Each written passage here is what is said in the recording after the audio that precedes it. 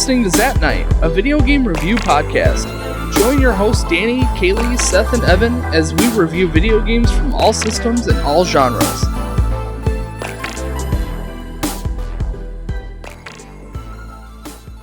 Hello everybody and welcome back to Zap Night. Today we are talking about The Wind Waker on the GameCube and the Wii U. So this game, this month, we're bringing you 2 Legend of Zelda episodes. As many of you should know, Zap Night was based around a tradition of Zelda and pizza and Zap Night. But as for the almost 3 years that this podcast has been going on, there hasn't been a single Zelda game. So that's why this month you guys are getting a double feature.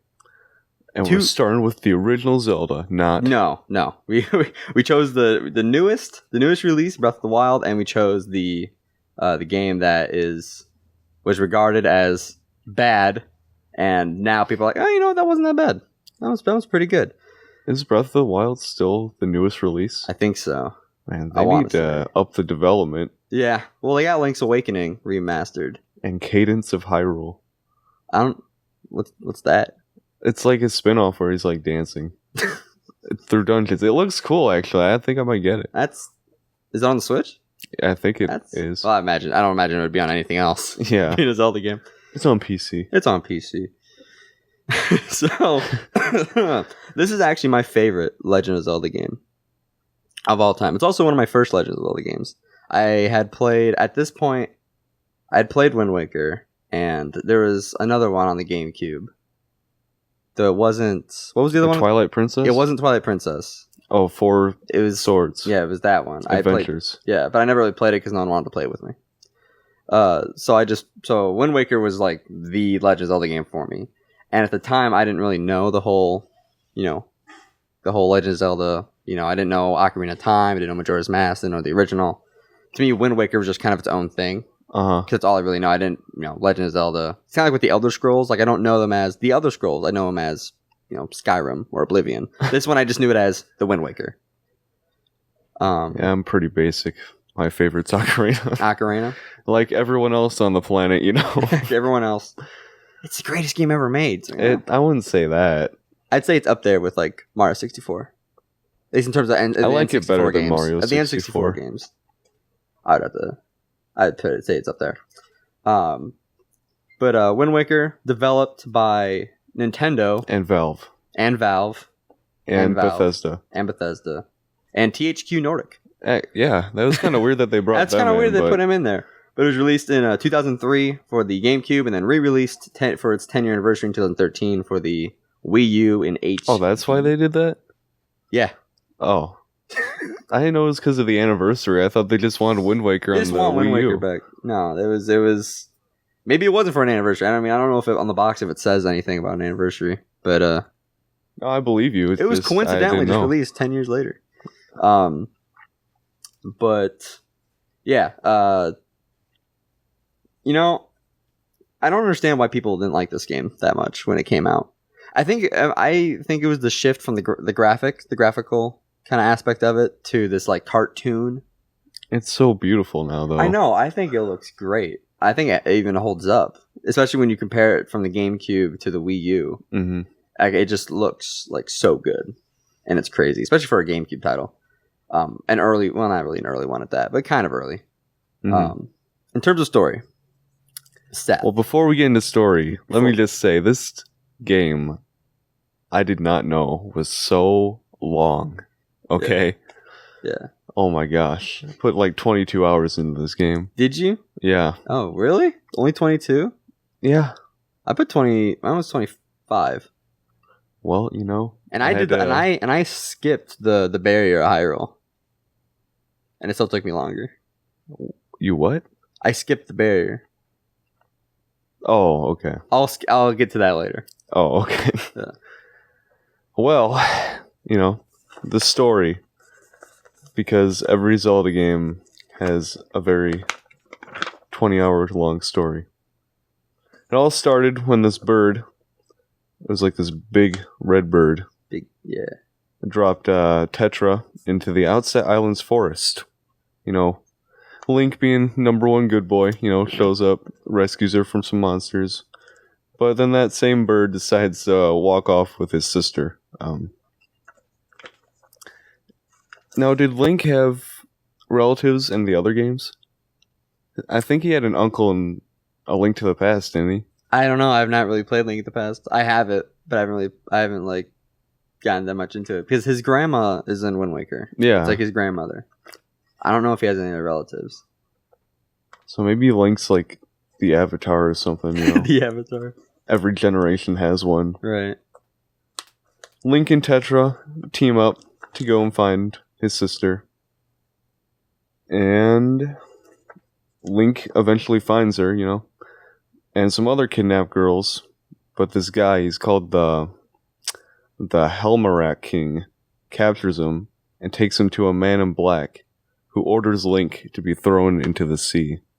Oh, no one... Okay, if you don't know who the Man in Black is at this point... It's very obvious who the Man in Black is. Who's the villain of, like, every Zelda game. But for all the kiddies, who got this game for Christmas in 2003, they probably didn't know. Oh my gosh, who is it? Who is that?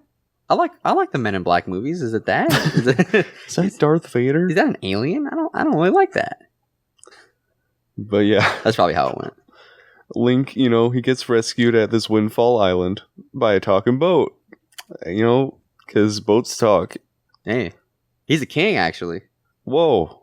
Spoilers. You're talking about the story right I now. was getting to that. He's the king of Red Lions. Even though it was a boat, not a lion. The boat kind of looked like a lion. Yeah. Kind of like Pokemon Shield, but we'll get into that never. Where was I? You're talking about a boat that looks like a lion. Oh, yeah. Okay.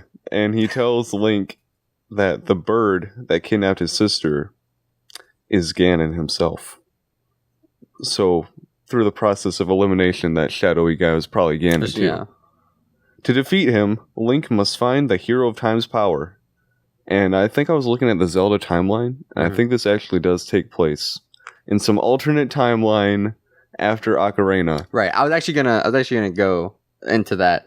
The Wind Waker is in the timeline in which the hero is victorious, and then Ganon comes back after he is defeated in Ocarina of Time, and the hero does not return. Mm-hmm. And then because a new Link is right, and then everything gets flooded, and then to try and seal it, and then the story then goes off to begin the Wind Waker. I think they even went into that a little bit at the beginning. Yeah, at the beginning they give you like this was what happened in Ocarina. Right. But he needs the 3 pearls of the goddesses. And I think there was one on Dragon Roost. Mm-hmm. There was one on Valoo. Yep. And Forest Haven. Yep. Inside the Great Deku Tree. The King of Red Lions then takes Link to the Tower of the Gods, where he faces trials before descending beneath the ocean to a castle suspended in time itself. Sounds very Ocarina-ish, but, Yeah. Here Link finds, what else? The Master Sword. Oh. A Zelda game with a Master Sword? That's not even possible. I'm waiting for a Zelda game without a Master Sword. Maybe there is. I don't know. Let us know in the chat. Yeah. You guys would know. Put it in the comments. But Link returns to the Forsaken Fortress. Tetra's crew arrive and rescue the girls, but, Ganon, being the powerhouse that he is, even in Smash Bros., overpowers Link and Tetra. The Master Sword lost its power. Ganon recognizes Tetra's Triforce necklace and realizes she is the incarnation of Zelda that he is seeking. Because he wants to... It was kind of like a Thanos thing, trying to unite all the Triforce so he can do his Ganon stuff. Yeah. The King of Red Lions. Let's call him Cred for short. Call him Craig. Craig? Alright. King Craig brings the two back to the underwater realm, explaining that it is the legendary kingdom of Hyrule, which the goddesses submerged long ago, like you said, to contain Ganon. While the people fled to the mountaintops. Oh man. So all those mountains from Ocarina where those are the islands in this game. Right. Yeah. That's a lot of water. Yeah, that is a lot of water. Where do you even get that? The tears of every fan that didn't like this game. Oh, gotcha. That. The talking boat, also known as King Craig, reveals himself to be Daphnis Nohansen Hyrule. Yeah. I think I butchered that name. The last king of Hyrule, and Tetra is his heir, Zelda. Now, I don't know how many people saw the Tetra twist coming. I kind of knew it beforehand going in. Right. Because of, freaking Smash Bros. Spoiling everything. Mm. But I don't think as many people were shocked by that as they were when, like in Ocarina, when I was. Sheik, when I first played this in like 2005. I thought that, wow, that's cool. She's a princess or something. spoiler alert, when Sheik turned out to be Zelda. Yeah. Tetra remains in the castle while Link and King Craig journey to the two sagas who provided the Master Sword's power. They discover Ganon's forces murdered them both, so Link must awaken new sages. It was like, what was it, Rito and Korok? Mm-hmm. The sages restore the Master Sword, but the king learns that Ganon has abandoned the Forsaken Fortress and fears an attack. They track down the 8 shards of the Triforce of Courage, because wasn't that what you did in the first game? Was get those 8 pieces of the Triforce? Yeah. Yeah. It's kind of weird, like 3 pieces divided into 8, and it's like, okay. Once kept by the Hero of Time. And the gods recognize Link as the Hero of the Winds. Knight of the Wind. Sorry. We should do that game. We'll do sometime. Black Knight at some point. Yeah. We'll do it in the Secret Rings as well. Insert fart wind joke. That was more like a beatbox. Yeah, that was beatbox. Sorry. Link and Craig return to Hyrule to discover that Ganon has captured Tetra. Link follows them to the tower, defeating Ganon's minions before, he shows up and he's like... He starts joining Link and Tetra's Triforce pieces with his own Triforce, completing it, which will grant him his wish to rule the world. I don't know why he'd want to rule a flooded planet. Is he gonna snap? I don't know if he's... Maybe there's a deleted scene out there where cut content. Like, I am inevitable. Everyone check Unseen64 to see if there's a video on that. But before he can act, the King of Hyrule shows up and wishes that the goddesses watch Ganon and Hyrule away. Craig then grants Link and Tetra hope for their own future, and they battle Ganon with the Master Sword. It was kind of cool when I saw Zelda pick up the Master Sword. Yeah. I didn't know she could do that. Yeah. She didn't really use it, but... My favorite part was at the end of the battle when you put the sword in Ganon's head. Yeah. That was kind of graphic. I was surprised. There wasn't any blood, but like you spiked the sword into his head. So the sword, it's Link sized, right? It's like a dagger to him. Yeah. But it goes right into his head. Like, man, I was not expecting that. Seeing that happen in 60 frames per second, that was something else. Seeing that happen in 480p was pretty good. It's probably more like gritty. It was the older time. Yeah. It was pretty gritty. Pretty gritty. Yeah. So they battle him with the sword, and of course they win. Magical arrows, got stuff like that. Water starts pouring in. With the final blow, get him right in the head, turn him to stone. Link and Tetra rise to the surface, and they were like surrounded by like this weird bubble thing. I think that was the king doing something, but it looked kind of weird. Yeah. They are reunited with their friends, Link with his grandma and his sister, and Zelda with her pirate crew, who go around pillaging stuff. Mm-hmm. As pirates do. And then they sail off to find a new land. And that's the Wind Waker. That is the Wind Waker. That whole time I didn't even mention the Wind Waker. Yeah, so you get an item when you get to the third or fourth island of the game, Dragon Roost. The king, the talking boat king, he gives you this item, the Wind Waker. It's basically just the ocarina. Yeah, It just helps with gameplay. Yeah, which you can actually use for a lot of kind of glitchy stuff, which is what I was going to go into about the Hyrule barrier.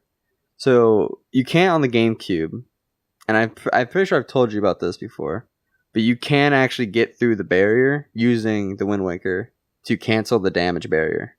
Because if you touch it, you get infinite knockback, and you can't just touch it without taking damage. So you can use the Wind Waker on like the last screen in which you're taking damage, and then you can cancel damage. But there's like an invisible wall behind the damage barrier. So even if you cancel, you can't get through. But if you use the grappling hook, like if you look up at a specific, like it's between like within a 100 frame window, and then you use the grappling hook and you walk backwards, you can clip through the barrier. And then Ganon's tower is right there, so you can just touch the loading zone, and you'll just walk right into Ganon's tower. Mm-hmm. But that took off like 2 hours. But since I think I did all the dungeons, so that took me a little more time to do. You know, my playtime was probably shorter because I didn't really talk to anyone. I just went straight through. You just did it. Yeah. The dungeons take time to do. So with the story, I thought was really good. I liked how it doesn't completely continue off of Ocarina, but it has that backstory with that, and it builds off of it, and I like it. It's cool. It turns out, oh, you're not just on some random island. You're technically at the top of a mountain. Which, if you think about it, aren't all islands just like mountains from the sea? Because, Probably. There's land beneath the ocean, right? Right. So the earth is solid, okay? That's tectonic plates. Tectonic. Anyway. Earthquakes, anyway. Quakeon. Quakeon. People will soon find out what that means. Yeah. What did you think of the story? I've never been, too into the Zelda lore. I know there's a lot of it. I thought all the goddesses and stuff. I thought it was kind of an average story for Zelda. I thought the Ocarina's story was a lot better. Yeah. But it wasn't bad. I'm not saying it was bad. Mm-hmm. There was a lot of good twists and stuff, like Tetra and all that. Puppet Ganon. Puppet Ganon. Puppet Ganon. Right. I gave it a 7.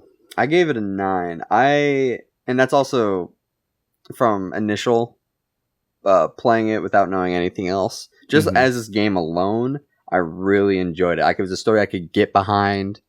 I really was able to grasp onto the characters even without knowing, any other Zelda game. Yeah, that's one thing that's good about the Zelda games. Most of them, really, you don't need to know what happened in the previous game. Exactly. You don't need to know all the lore, and you can still have a good time playing it. Like Final Fantasy. Especially because there's no connection to the games past, its own game. Yeah. Unless you count like Dissidia or any of the spin-offs roller. One weird thing about Nintendo at the time, they were doing a lot of water-themed games. Like they had Super Mario Sunshine, they had the Wind Waker. I think Ruby and Sapphire were out at the time for Pokemon, and those had a lot of ocean-based things. Finding Nemo on the GameCube. Oh, man. Which is right there. Classic hit. Right there. That'll be worth a podcast one day. Oh, man.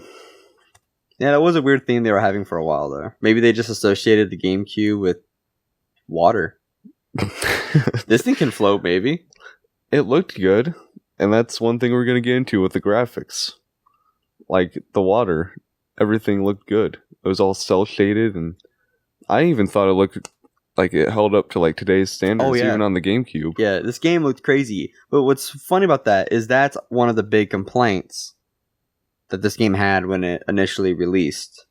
And that was that people didn't like the graphical turn. People didn't like the way it had a new art style. Yeah, new art style. They didn't like it. They didn't want it.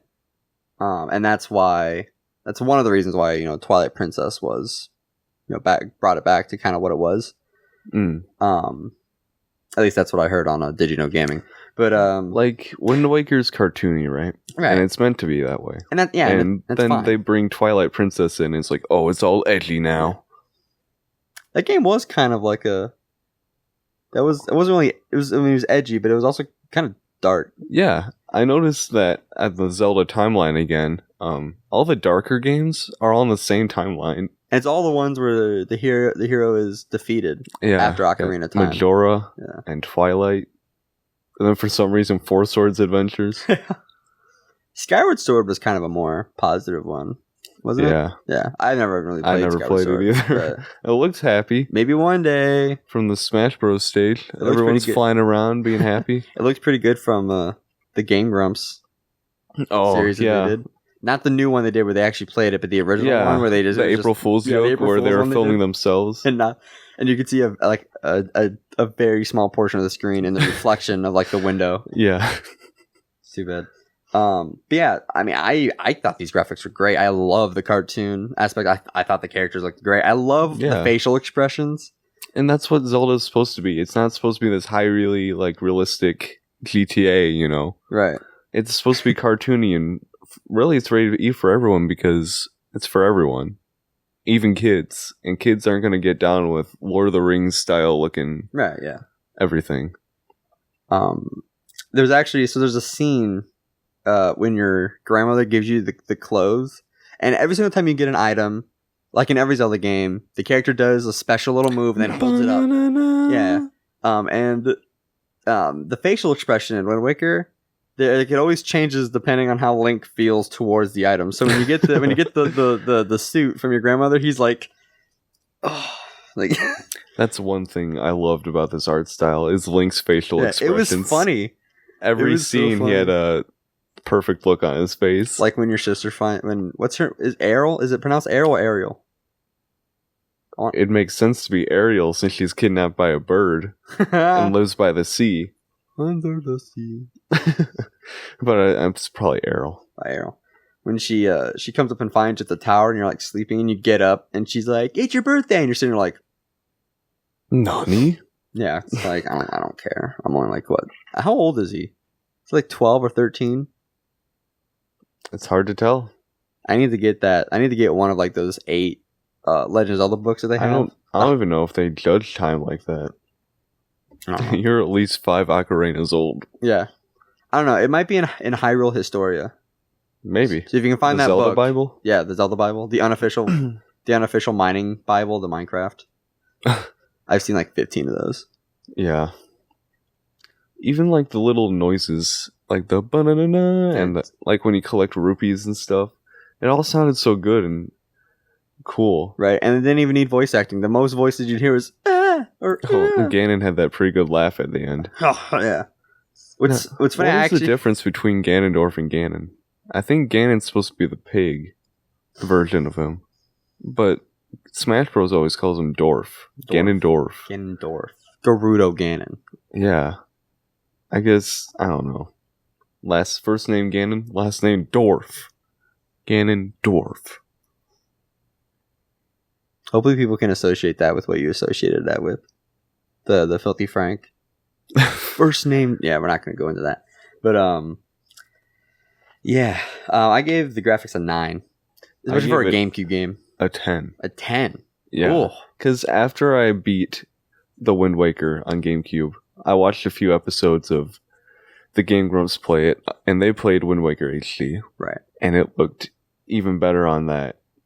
I know we're not doing the HD version, technically. I did. But it didn't look all that different, but it still looked amazing. Yeah. And honestly, there's quite a few decent Wii U games, but if you were to just, if like the game I would recommend people get, if not Mario Maker, Wind Waker. Yeah. That game is crazy. I would say Mario Kart 8, but get a Switch for that. Then you don't have to pay $12 to get everything. Like I did. And then Mario Kart 8 Deluxe came out. Yeah, $70 of Smash Bros. DLC just to have it all in Ultimate. Money well spent. Yep. That's the overall message. overall gameplay doesn't really differ too much from the previous titles. It was a lot like Ocarina, and Majora, and Twilight, and Skyward Sword, and even Breath of the Wild. Breath of the Wild. I think it's the only Toon Link adventure, I think, that's like that, though. All the other ones are, like, vastly different. Yeah. This is the only one that's kind of similar to the rest of it. And, you know, you have your typical sword, you know, fighting. You have A, which is, you know, your typical attacks, B, and then you can hold A, and you can do, like, a swipe. Whatever you know, bind your shield to. You hold it, and then you can move around to block different attacks. Oh, favorite part, though. 3D camera. Being able to, like, position the camera when you, like, put Link up against the wall so, his face takes up the entire screen. Yeah, it's just right there. And his face is just nothingness. Like, yeah, like, I don't know where I am, dude. Yeah. He's very expressive in this game. Oh, absolutely. Compared to the other ones where he's just this, yeah! Oh, yeah. Just shouting. He's either neutral or shouting in all the other ones, but this one he had a personality. He had a family. Yeah. He had stubby legs. It's stubby legs. He had that weird kid on Outside Island that would follow him who had snot all the way down to, like, his feet. Oh, yeah.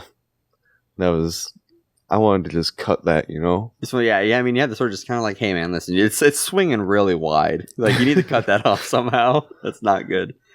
Can't grab you a Kleenex because, you know, coconuts. Coconuts, yeah. Yes, you could use the grass or the water or a rock. Either way, it gets the job done. That would hurt. Yeah, but, you know, you gotta do what you gotta do. The game also kind of following. It had a lot of interact. You know, you could interact with other people quite a bit. For example, in the beginning of the game on Outset, there's this guy just like looking into the grass, and he's like trying to capture this pig to give as a pet to his like wife or something. And you can like help him out with that, and then you deliver it, and you get like 10 rupees. And she's like, "Oh, if you find any more, bring them to me." And then that's a good way to get rupees, is just, you know, stealing a pig and throwing it into a pen, and then you get 10 rupees for it. Really? Yeah. Well, that would have been nice. That was right there at the beginning of the game. It's a good way to get like 1,000 rupees before you even go to Forsaken Fortress. Yeah. Well, broke Link for the win. Yeah, he's probably more rich than the pirates when they showed up. Because they didn't have that much treasure. Maybe that's why they took him with. Trying to rob him. Like, yo, we're gonna rob him. We're gonna take him for Forsaken Fortress. You just get close enough to get into his They probably robbed him before they put him into the barrel that they shot to Forsaken Fortress. Oh yeah. Get in. That was such a funny transition when they transitioned from like she like looked at him. Next thing you know, he still has the same facial expression that he's in the barrel. Then he realizes what's going on. He's like, "Wait a minute." Now that was since we're on gameplay. That was a really cool like level. Forsaken Fortress was really cool. Like, you didn't have your sword. You got in the barrel. You snuck around. Mm-hmm. That was something that not a lot of... I don't think any other Zelda really did that. Especially at the time. Yeah, with the whole sneaking thing in the barrel away from the spotlights. It was pretty funny. It reminded me of Metal Gear Solid. Snake! With the box, yeah. Snake! Get out of there. Yeah, so the sneaking... the stealth aspect was really cool. And the game also it's kind of somewhat of a tutorial level, somewhat to teach you some of the other things you could use to combat. Mm-hmm. You can use your shield to deflect and to disarm your enemy, get their weapon, and then use that to defeat them. And not Ganon though. Not Ganon, no. Dual sworded. When he pulled out the two swords, that Duel of the Fates was playing in my head the whole time. Dun dun dun dun dun. Yeah. But yeah. Compared to the other games, though, I felt like Link was a little slow. And I have to say, I think it's because of his stubby little legs. Yeah, he's not very fast. He does roll around at the same speed, but you can walking around. Yeah, I never really just kind of walk. I rolled pretty much everywhere. Yeah, it was much either faster. Hopping or rolling. It was the same thing with the first Kingdom Hearts game. I would just dodge roll just everywhere to get places because it was so much faster than just walking. Already in a 20-hour game, you know? Right, so it's like, come on, just go a little bit faster. Especially when you have to clear like an entire island. Yeah. It's amazing he can jump for so long. Just going at a speed like that, you know? Yeah. He doesn't have a good walking power, but he's got the jumping power. He can jump for brain distance. power. You see how big his head is? Oh, yeah. Yeah, it's not good. It is a pretty nice animation style, though. Oh, I yeah. like it. It was really nice. So what did you end up giving gameplay? I gave it a 7. I gave it an 8. Because it's pretty much like all the other it's 3D Zeldas. similar. It does it good. Can't really say anything too negative about it. It's just that it was, similar. Yeah. And now one of my favorite things about this was the music. Really? I really enjoyed the music, especially the menu theme. Yeah. Especially when you get the camera just kind of circling the island. It's peaceful. It's nice to listen to. They did have like a lot of fluted, piratey kind of music, Mm-hmm. Yeah, like you had also had that kind of medieval feel too. Exactly. Yeah, and I liked that. I liked how when it was intense, it would pick up, but it would never pull away from the calming kind of fluted sections that it all had. But you could tell within the music, it had musical cues, and you knew something was going on. You knew if you were trying to sneak past enemies, you knew if they saw you, or if you were getting too close. And it was nice. It was a nice soundtrack. Yeah, a lot of them I noticed were remixes from the other games, like the menu theme, and of course the original theme was in the beginning. And even on Outset Island, if you listen to that song for long enough, you'll hear a little excerpt from the Kokiri Forest. Really? Yeah, it's like do do do do do do do do do do do do do. That's awesome. Do do do do. That's cool, and that's just fun. That's just a good way especially for longtime Zelda fans who play this. They're like, oh, I know nostalgia. that. Yeah, I know that. That's what happened when I heard it. I was like, wait a minute. Hey, I know that. Is this your first time completely playing through the game, beating it? Wind Waker? Yeah. This is the first Zelda I've ever beat. Really? Yes. Wow. Well, this is the same for me. I don't know why I'm excited. This was also just the first, like I said earlier, this was the first Zelda game I was actually introduced to, because I had never known, Ocarina of Time, never knew Majora's Mask, the NES titles, and even after this, I never played Twilight Princess or Skyward Sword. So this was kind of like my main. This is the game that got me into Zelda, and then as I got older and I wanted to start collecting games, the Zelda games were games I wanted to start collecting because I wanted to start playing more of them because of Wind Waker. Yeah, for me, it wasn't really. Wind Waker was not my first game. It was Ocarina of Time 3D for the 3DS. Mm-hmm. I've played through, not completely, obviously, but I knew enough about a bunch of the Zelda games to notice when they're referencing them, Right. Like that remix on Outset Island wasn't the only one. There's a few others that they're kind of like nods, really, because they kind of have their own thing going on, but it'll slow down and then they'll throw in a little section from a different game. Right. And that was pretty cool. Yeah, I liked it. So what did you end up giving music then? I gave it a 6. You gave it a 6. Because most of them had that, and while there were lots of good songs, there were only a few that I really remembered. Right. I judge music on how good it is if I can remember it afterwards, Obviously, if it's a pop song and it says the same 3 words over and over again, obviously I'm going to remember it, but that doesn't mean it's good. I mean, Face My Fears? Face My Fears is not the best song of Kingdom Hearts 3, but it doesn't mean it's bad. My sanctuary. No, Don't think Twice is pretty good. I still think Sanctuary is the best. Civil War. Civil War. That's coming. Just like Kingdom Hearts 2. That's going to come one day. Oh, man.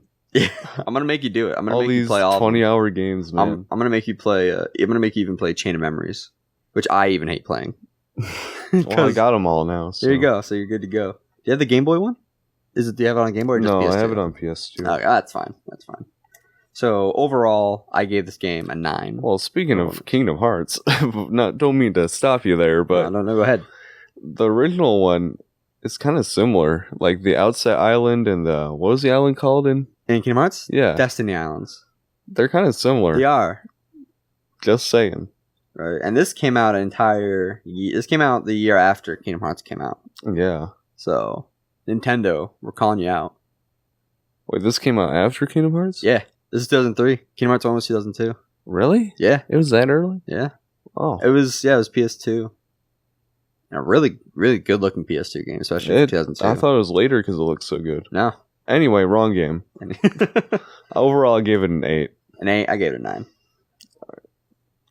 Which means 38 out of 50 for me. 44 out of 50. Got an 82 out of 100. That's right. That's a B. That's a B, ladies and gentlemen. I don't know what they gave Breath of the Wild in terms. You gave it a 92? Okay, so that's a lot better. That's well. Maybe we should have played that. Well, yeah. Well, I mean, I haven't played Breath of the Wild, but from what I've seen, it looks really good. Yeah. I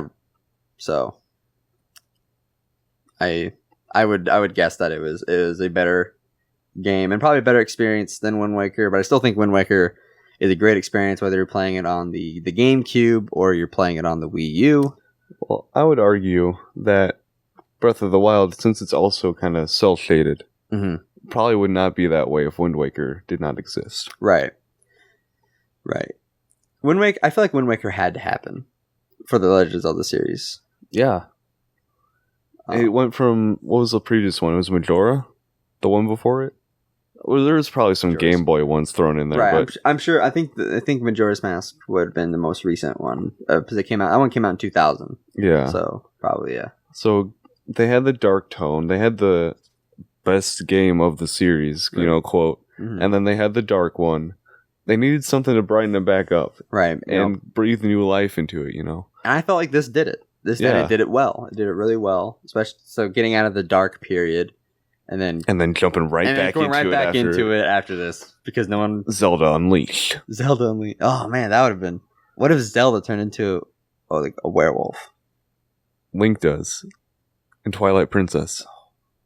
So that's where the people who made Sonic Unleashed got their thing. Yeah, pretty much. All right, well Sega, we're calling you out next. Come on now. Come on, people, quit taking cues from successful games. Exactly, and then making this. I don't know. I thought Sonic Unleashed was good, but. My opinion. Actually, Wind Waker, like actually using the Wind Waker, except for when I needed to, like actually use it. I didn't just use it just for the. You never just fooled around on it? No. The only time I fooled around on it was when I did the Hyrule barrier skip, when I used it to get past the damage barrier. Well, sometimes that's what I do in Ocarina, and I did it in this one too with the Wind Waker. Just see what notes I can do and see if I can make my own song. And they never really sound good, but no, this game. Yeah. So the GameCube version, at least, offers some sort of cooperative gameplay. As I was telling you, if you have someone on the Game Boy Advance plugged into your GameCube, they can help you by using they can control the Tingle Tuner. So somewhat of a cooperative kind of experience there, though. I mean, you could just plug in it yourself and then you can control the Tingle Tuner without someone else doing it. But the game does offer cooperative play, at least to that extent. Well, most of the Zelda games, they focus around these three, Zelda, Link, and Ganon. The heroes of the Triforce. Well, almost here. Yeah. Link, Ganon's not really a hero. Yeah. You always got that weird one. But they aren't the only characters to return in this game. Because we also got everyone's favorite fairy boy, Tingle. Which I'm sure as soon as people drew any iDubbbz fan who have seen his he calls it the green alien, but anyone who drew that connection was like, hey, that's he plays. He's even got Zelda. The pointy ears. He did the pointy ears. He puts like a Devo hat up in the top of the morph suit so it can get the cone head thing going. So it's very good and it's very funny. Yeah, Tingle, was he seeing like everyone, or was he just in a specific game before Wind Waker and he just brought him back? He was first in Majora's Mask. Okay. With balloons and stuff. Okay, gotcha. I don't know how many others he's been in because he's kind of. Now the question is it the same one? Probably not. No. Because actually, it might be because since it's an alternate timeline, Majora's Mask probably actually happened. Even though they're different timelines, it probably happened earlier on, because that's the same Link from Ocarina. Right. Yeah, because it's... While this one is a complete generation later. Right. Yeah, I don't know what it is, Majora. I think Majora is... So it's after Ocarina. I think Zelda goes back in time to tell a young Link about something, and then he has to go on a quest. Yeah, he plays young Link the whole time. Right. Which I'm glad that... Young Link was a character in Smash Brothers. Mm-hmm. Most notable Melee. And then in Brawl, they took him out and they replaced him with Toon Link, which I thought was a good decision, as opposed to just having, your Link and then just a younger version of the exact same character. You had the Wind Waker side of graphics character, and then you had the Link that everyone knew. So, but then of course they brought young Link back for Ultimate, so it doesn't really matter now. But at the time. And I do like how they made them all slightly different, instead of just being clones of each other. Right. Looking at you, Smash 64. So yeah, 82, pretty good. Very good game. Would recommend. IGN rated it poorly, actually. I was actually going to say IGN... 7.8 out of 10. Too much water. Too much water. I was actually going to say IGN gave it a 10 out of 10, but they didn't. They didn't. Initially. When the AC came out, oh, this game's a great game. Back then, they're like, this is bad. You don't do this. This is a bad. But we're not IGN. We're not IGN. We're better than IGN. I think that's safe to say. I feel like our opinions are more validated. Yeah, that's true. And we're saying it on camera, so we can't try and say, "Oh, we never said that," because it's right there. They do that all the time. They're like, "Oh, we never said that." So this is the proof. This is the proof test. IGN rants aside. IGN rants aside. That's gonna do it for this one. Coming up next, we got some. Are you gonna reveal it? I can't really reach it. Okay. That's okay. I got it. We got some original Super Mario Brothers. This game is full of story, and it's full of puzzles. Plot. It has an amazing soundtrack, and this is the game. No, but this game is a classic. Danny's gonna be playing this. Are you playing this with Kaylee or Lori? Kaylee. All right. Yep. Danny and Kaylee gonna be playing this on the 1st of July, and then for our next game, which will be the 15th, where it's an anniversary. And it's an anniversary for multiple things, but for this specific thing, it's an anniversary for the first time I was on the podcast 2 years ago.